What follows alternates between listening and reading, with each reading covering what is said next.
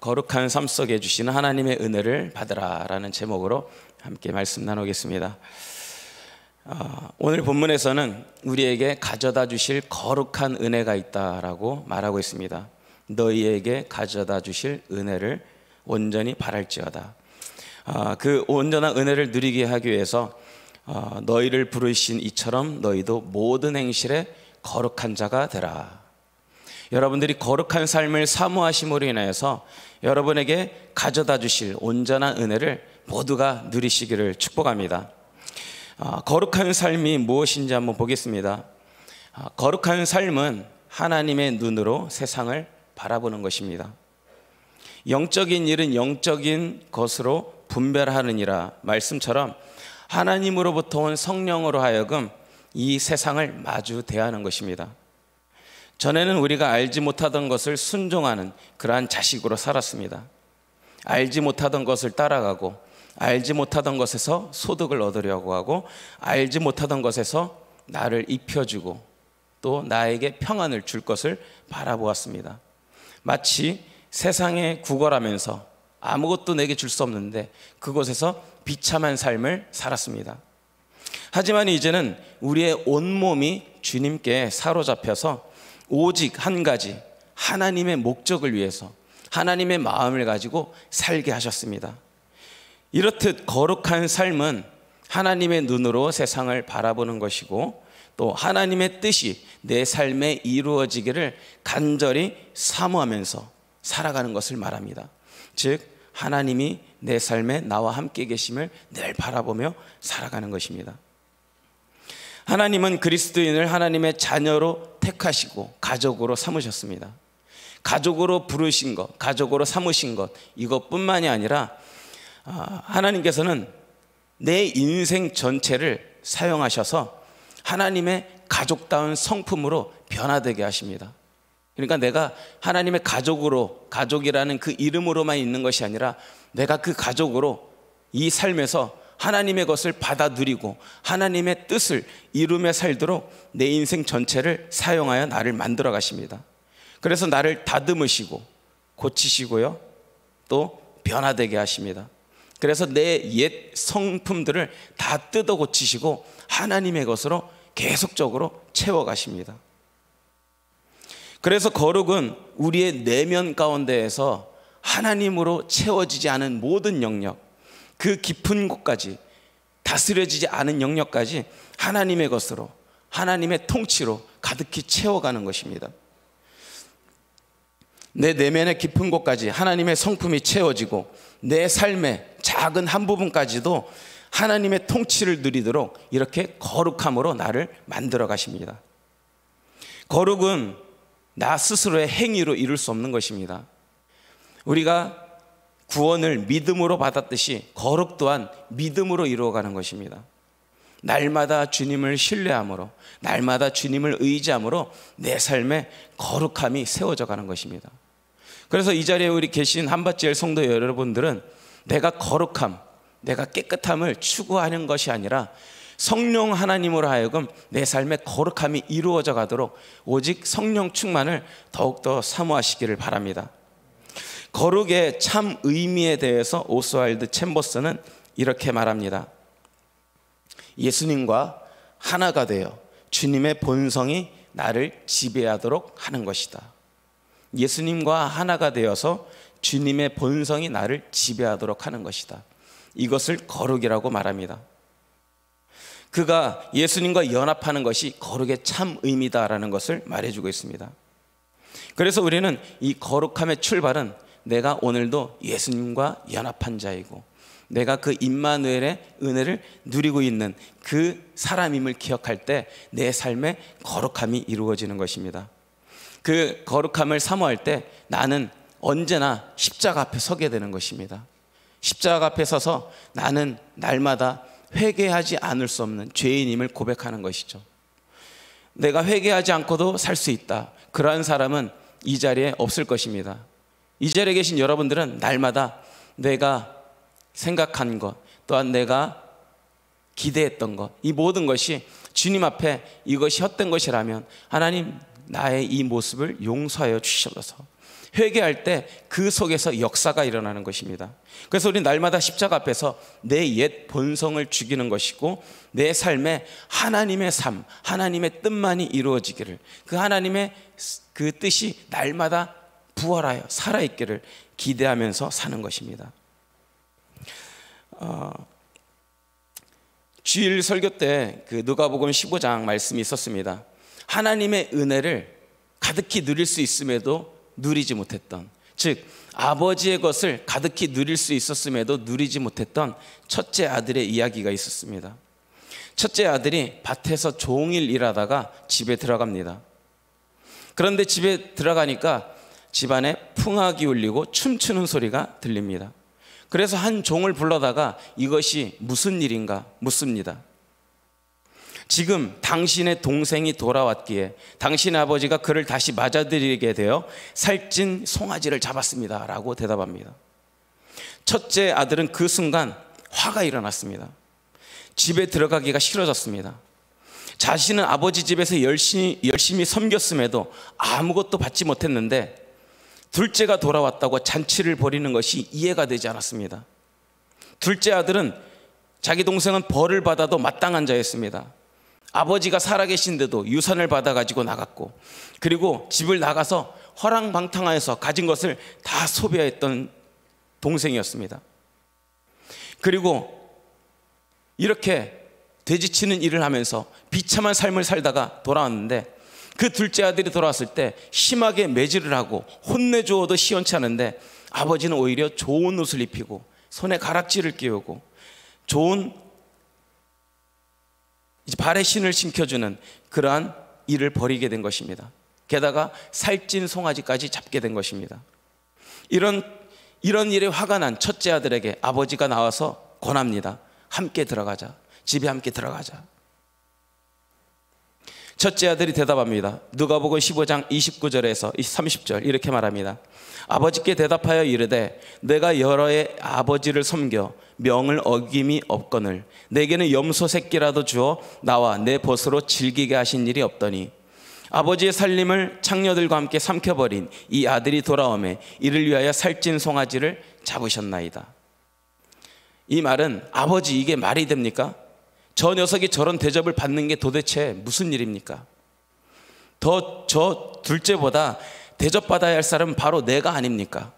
내가 아버지 집에서 어떻게 일하며 섬겼습니까? 내가 아버지 명을 어긴 적도 없습니다. 그런데 둘째 아들에게 어찌 이렇게 하시는 것입니까? 라고 따져 묻는 것입니다. 그때 아버지가 대답하십니다. 아버지가 대답하시는데 두 가지를 대답을 하셨습니다. 누가복음 15장 32절에서 이렇게 말합니다. 이 내 동생은 죽었다가 살아났으며 내가 잃었다가 얻었기로 우리가 즐거워하고 기뻐하는 것이 마땅하다. 내가 잃어버린 자를 찾았는데 어찌 징계할 수 있느냐? 저 아들이 내게 돌아왔는데 어찌 내가 외면할 수 있느냐? 이 말은 우리 누구든지 하나님 앞에 나는 회개할 것 없는 99명의 사람입니다, 이러한 바리새인과 서기관 같은 그러한 자세가 아니라 하나님, 나는 날마다 내가 죽어야 될 사람이고 주님 앞에 나는 은혜를 누리지 않으면 살 수 없는 자입니다. 그래서 주님 앞에 날마다 나아가는 자, 그를 내가 어찌 버리겠느냐라고 말씀하는 것과 같습니다. 내가 어제까지 어떠한 죄를 지어서 하나님 앞에 보기가 부끄러운 자입니다. 그래서 내가 설 수 없습니다. 이것이 아니라 내가 아버지가 아니면 살 수가 없습니다. 그러기에 아버지께 나아갑니다. 그런 자를 어찌 내가 외면하겠느냐, 이렇게 말하는 것입니다.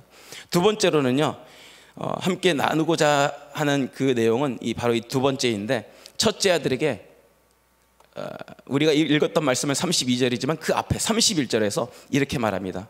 우리 한번 31절 같이 읽어보겠습니다. 시작.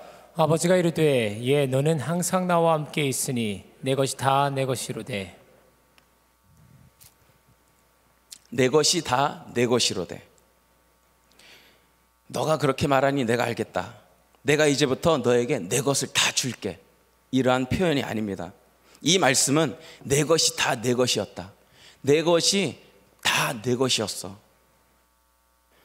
첫째 아들은 아버지와 함께 있었습니다. 함께 있었으나 아버지의 것을 누리지를 못했습니다. 아버지의 것을 충분히 누릴 수 있는 자였습니다. 아버지의 것, 집에 있는 모든 것, 살찐 송아지뿐만이 아니라 집에 있는 가장 좋은 옷도 다 누릴 수 있었습니다. 그런데 그것을 다 누리지를 못하고 오로지 아버지를 위해서 일한다고 하면서 오직 아버지 집에서 일만 하는 노동자로 생각하면서 지냈습니다. 나는 일만 하는 종이다. 아버지의 것을 누리는 것이 아니라 나는 아버지의 노예이다. 이러한 마음으로 지냈던 것이죠. 내 것이 다 내 것이로다. 이 내 것, 내 것이라는 이 표현은 개역개정에서는 내 것이다 이렇게 말하고 있지만 본 표현은 아버지가 가진 모든 것, 아버지가 가진 모든 것, 이 모든 것이 다 너의 것이었다. 이 표현입니다. 첫째는 아버지 집에서 다 누릴 수 있었지만 이 사실을 모른 채 나는 아버지의 종이다. 나는 이 집에서 일만 하는 자다. 이렇게 생각하면서 지냈던 것입니다. 아버지의 것을 누릴 줄을 몰랐습니다. 그 아버지는 첫째 아들에게 또 둘째 아들에게 이러한 좋은 것을 많이 주고자 하였으나 다 알지 못한 채 살아갔습니다. 은혜를 베푸시길 원하고 더 주시길 원하시는 그 아버지를 모른 채 아버지를 오해하고만 살았습니다. 그래서 우리는 예수님을 영접하고 하나님이 나의 아버지이심을 모시고 사는 이 모든 자는 하나님께서 내게 정말로 놀라운 것을, 큰 것을 날마다 주시길 원하시는 그 아버지임을 항상 기억해야 될 줄로 믿습니다. 즉 거룩한 삶을 사는 자가 이 은혜를 받고 누리게 되는 것입니다. 거룩한 삶을 사모하는 자가 하나님이 어떠한 분이심을 알고 그 하나님 아버지의 은혜를 온전히 누리며 사는 자입니다. 거룩한 삶을 위한 능력이라는 책이 있습니다. 김남준 목사님께서 쓰신 책인데 그 책 내용 중에 이러한 이야기가 있습니다. 이야기가 좀 길긴 하지만 한번 들어보시기 바랍니다. 아버지와 아들이 있었습니다. 아들을 깊이 사랑하는 아버지는 유난히 추위를 많이 타는 아들을 위해 따뜻한 옷 한 벌을 마련했습니다. 그리고 아들에게 그 옷을 선물했습니다. 아버지의 선물을 받은 아들은 정말로 기뻤습니다. 아버지가 주신 옷은 너무나 부드럽고 따뜻해서 자꾸만 만져보고 싶었습니다. 이 옷만 있으면 아무리 세차게 바람이 불어도 매서운 추위가 몰려와도 끄떡 없을 것 같았습니다. 아들은 아버지가 선사한 옷을 들고 몇 번이고 아버지 고맙습니다, 정말 고맙습니다를 되풀이했습니다. 그런데 정말 이상한 일이 일어났습니다. 아들은 그 옷을 옷장에 걸어두고 때때로 꺼내보기만 할 뿐 도무지 입으려 하지를 않은 것입니다. 아버지는 아들을 이해할 수가 없었습니다. 어느 날 아버지는 밖에 나갔다가 새파랗게 질려 온몸이 얼어붙은 채 돌아온 아들에게 이렇게 물었습니다. 얘야, 날이 상당히 춥던데 왜 내가 준 옷을 입지 않는 거니? 내게 따뜻한 옷이 있다는 사실을 잊은 거니? 아들은 고개를 저으며 말했습니다. 있다니요. 저는 제게 아버지가 선물한 따뜻한 옷이 있다는 것을 너무나 잘 알고 있는걸요. 아들은 이렇게 말한 후 꽁꽁 얼어붙은 두 손을 아버지가 선물한 옷에 부비며 녹였습니다. 아버지는 그런 아들이 너무나 답답했습니다. 그래서 얘야, 그 옷은 입는 것이지 그렇게 만져보기만 하거나 걸어두고 구경만 하는 것이 아니란다. 나는 내가 그 옷이 있다는 사실만을 즐기지 않기를 바란다. 내가 그 옷을 입고 따뜻하게 지냈으면 좋겠구나 하며 끊임없이 가르쳐 주었습니다. 그러나 아들은 그 이야기를 듣고도 옷을 입으려 하지 않았습니다. 아버지는 아들이 옷을 입는 법을 모르는 것 같아 가르쳐 주고 싶었지만 아들은 그것을 알려고 하지 않았습니다. 점점 날씨는 더 추워졌고 아들은 추위에 점점 더 지쳐갔습니다. 처음에는 아버지가 준 따뜻한 옷을 생각만 해도 추위가 좀 가시는 것 같았으나 시간이 흐르고 추위에 지쳐가면 갈수록 그 옷이 무용지물인 듯 느껴졌습니다. 아들은 다시 처음처럼 울먹이며 아버지께 말했습니다. 아버지, 너무 추워요. 너무 추워서 저는 아무것도 할 수가 없어요. 밖에 나가 아버지를 기쁘게 해드릴 만한 일을 많이 하고 싶은데 너무 추워서 저는 꼼짝도 할 수 없어요.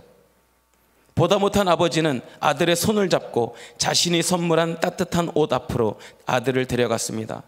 그리고는 말했습니다. 얘야, 내겐 이것이 있지 않니? 이 옷은 너를 추위로부터 지켜줄 수 있다. 그러나 아들은 고개를 저으며 대답했습니다. 아니요, 아버지, 이 옷이 있었는데도 저는 늘 추웠어요. 아버지는 한참을 가엾게 아들을 바라보다 천천히 그 옷을 아들에게 입혀주었습니다. 아들의 한쪽 팔을 들어 옷에 끼워주고 또 다른 팔을 들어 다른 쪽에 끼워준 후 옷이 몸을 잘 감싸도록 토닥여 주었습니다. 그리고 옷깃을 잘 여며준 후 단추까지 하나하나 정성스레 채워 주었습니다. 아버지는 다시 아들에게 물었습니다. 얘야, 아직도 춥니? 아버지가 선물한 옷 속에서 아들이 대답했습니다. 아니요, 아버지, 하나도 안 추워요. 아버지가 꼭 안아주실 때처럼 너무나 따뜻해요. 왜 제가 그동안 이것을 몰랐을까요? 이렇게 입으면 그 어떤 추위에도 끄떡없었을 텐데. 따뜻한 옷을 입고 기뻐하는 아들을 아버지는 흐뭇하게 바라보았습니다. 네, 이 이야기인데요. 이 이야기에서는 아들이 아버지에게서 좋은 옷을 받았는데도 그것을 입지 않고 바라보기만 하였습니다. 어쩌면은 하나님께서 우리에게 큰 은혜를 주시고자 약속하셨는데 그 약속을 우리가 알고만 있을 뿐, 바라보고만 있을 뿐, 그 약속을 사모하고 그 약속을 내 삶에 이루어지기를 간절히 바라며 사는 것을 혹시 잊고 있진 않은가?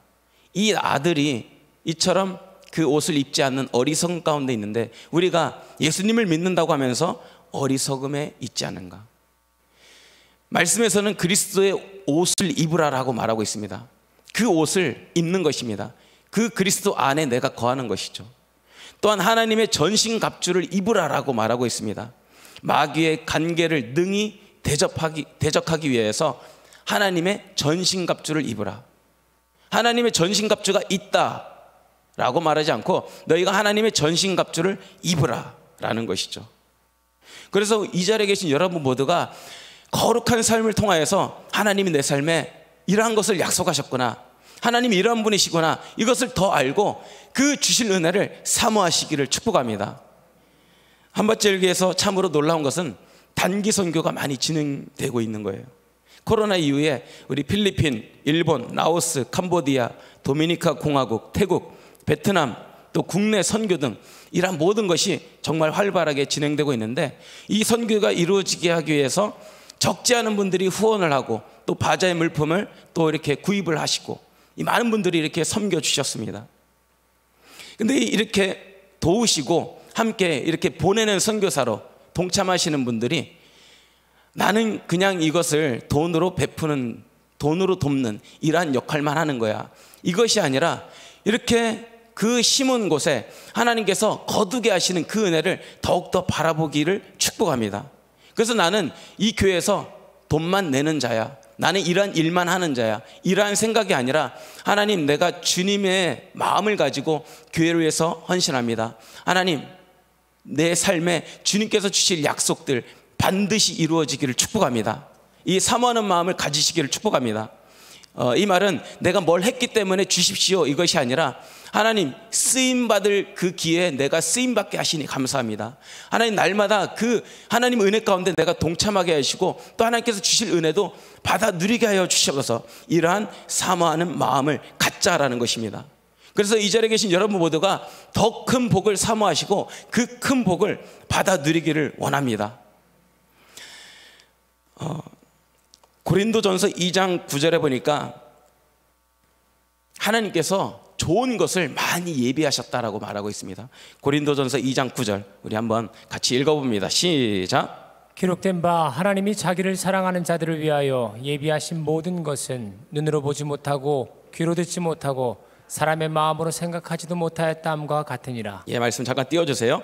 자, 여기 말씀해 보니까 하나님이 예비하신 모든 것이 있다라고 하는데 하나님이 자기를 사랑하는 그 모든 자에게 예비한 것이 있다는 거예요. 그러니까 우리가 하나님을 오늘도 적극적으로 사랑해야 될 줄로 믿습니다. 하나님께서 나를 사랑하는 자에게 예비하신 모든 것, 그 모든 것은 우리가 눈으로 보지도 못했고 귀로 듣지도 못했고 사람의 마음으로 내 생각으로도 생각하지도 못했던 그 놀라운 비밀한 것들이 하나님께서 예비해 놓았다는 것이죠. 그래서 우리는 거룩한 삶을 통하여서 이 은혜가 무엇인지를 보고 누리기를 사모해야 합니다. 그 이어서 나오는 2장 10절 말씀에서는 이렇게 말합니다.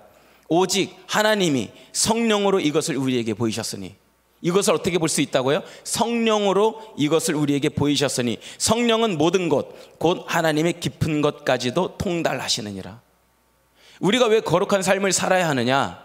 그것은 성령을 통하여서 내게 보게 하실 것이 있기 때문입니다. 내가 이전까지 알지 못했던 것, 내가 기대했던 것보다 상상 이상의 것을 하나님께서는 예비해 놓으셨습니다. 그래서 여러분 모두가 거룩한 삶 속에서 주시는 하나님의 은혜를 받으시기를 축복합니다. 한번 따라해 볼까요? 거룩한 삶 속에 주시는 하나님의 은혜를 사모하라. 주시는 하나님의 은혜를 사모하라. 거룩한 삶 속에 주시는 하나님의 은혜를 사모하시기를 축복합니다. 여러분이 거룩한 삶을 살 때 하나님께서 내게 약속하신 것들이 보이게 될 것이고, 성령으로 하여금 하나님께서 어떠한 은혜를 사모하게 하실지 여러분들의 마음을 깨워주시고 인도하여 주실 것입니다. 그래서 마지막으로 여러분들이 구할 때 어떻게 구하느냐 하면은 야베스처럼 구하시기를 축복합니다. 누구처럼 구하라고요? 야베스처럼. 역대상 4장 9절 한번 같이 읽어보겠습니다. 4장 9절. 야베스는 그의 형제보다 귀중한 자라. 그의 어머니가 이름하여 이르되 야베스라 이름하였으니 이는 내가 수고로이 낳았다 함이었더라. 이 말씀을 보시면요, 야베스는 귀중한 자라고 말하고 있습니다. 근데 그가 처음부터 귀중한 자가 아니었습니다. 그가 이름이 야베스인데 그 이름의 뜻은 내가 수고로이 낳았다 함이었더라. 그는 태어날 때부터 고통 중에 태어났습니다. 결코 축복받는 환경에서 태어난 것도 아니고 부모에게 효자로 태어난 것도 아니었습니다. 좋은 환경에서 태어나지 않았습니다. 그러나 그가 귀중한 자로 세워질 수 있었던 것은 그가 이러한 삶을 살았기 때문입니다. 우리 역대상 4장 10절 같이 한번 읽어봅니다. 시작. 야베스가 이스라엘 하나님께 아뢰어 이르되 주께서 내게 복을 주시려거든 나의 지역을 넓히시고 주의 손으로 나를 도우사 나를 환난에서 벗어나 내게 근심이 없게 하옵소서 하였더니 하나님이 그가 구하는 것을 허락하셨더라. 아멘. 자, 야베스가 귀중한 자, 복된 자로 살 수 있었던 것은 이스라엘 하나님께 아뢰었습니다. 주여 내게 복을 주시려거든 나의 지경을 넓혀주시옵소서. 주님의 손으로 나를 도와주시옵소서. 나로 환난을 벗어나게 해주시고 내 삶에 근심이 없게 하여 주시옵소서. 자, 여러분도 출신이 중요하지 않다는 것입니다. 여러분이 어떠한 삶 속에 있는가, 이것이 중요하지 않다는 것입니다. 여러분들은 하나님께서 가족으로 부르셨고요, 그 가족에서 안에서 하나님께서 충만한 것을 누리게 하기 위해서 하나님 안에서 예비하신 모든 것을 다 갖게끔 이미 너의 것이었어. 다 너의 것이었어. 그런데 왜 너는 누리지 못하였느냐? 이것이 아니라 다 누리게끔 우리를 부르셨습니다. 그래서 여러분들이 거룩한 삶 속에서 주시는 하나님의 은혜를 날마다 사모하시기를 축복합니다. 여러분의 모양이 어떠하든지, 내가 교회를 위해서 무슨 섬김을 했든지 전혀 중요하지 않습니다. 하나님, 내가 이스라엘 하나님, 나의 주 하나님께 고백합니다. 하나님의 손으로 나를 도와주시옵소서. 내 삶을 복되게 인도하여 주시옵소서. 그렇게 구하는 여러분 모두 되시기를 축복합니다. 우리 기도 제목 3가지 함께 선포하고 우리 붙들고 기도하겠습니다. 함께 선포합니다. 시작. 주는 나의 하나님이십니다. 주 밖에는 나의 복이 없습니다. 영적인 사람으로 영적인 일을 분별하며 살기 원합니다. 육으로 사는 것이 어리석게 보이고 성령으로 사는 것이 지혜로움임을 알게 하소서. 우리 기도 제목 가지고 주여 3번 외치고 함께 기도합니다. 주여.